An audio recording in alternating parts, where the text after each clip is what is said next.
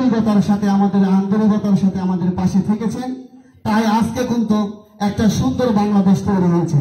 এই বাংলাদেশটা শুধু আপনাদেরকে নিয়ে আমাদের বিএনপির অ্যাক্টিং চেয়ারম্যান জনাব তারেক রহমান উনি বলেছেন, বাংলাদেশের 17 কোটি মানুষের মুক্তির জন্য যে সংগ্রাম হয়েছে, যে স্বাধীনতা হয়েছে, বাংলাদেশের স্বাধীনতা কিন্তু দুইটা, একটা 1971 সালের 16 ডিসেম্বর, আর একটা 2024 সালের 5 আগস্ট।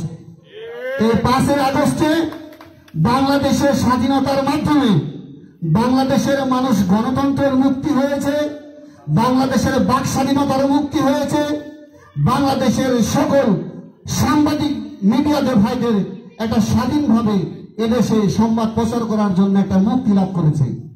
তাই বাংলাদেশ জাতীয়তাবাদী দল আগামী রাষ্ট্রনায়ক, আগামীর প্রধানমন্ত্রী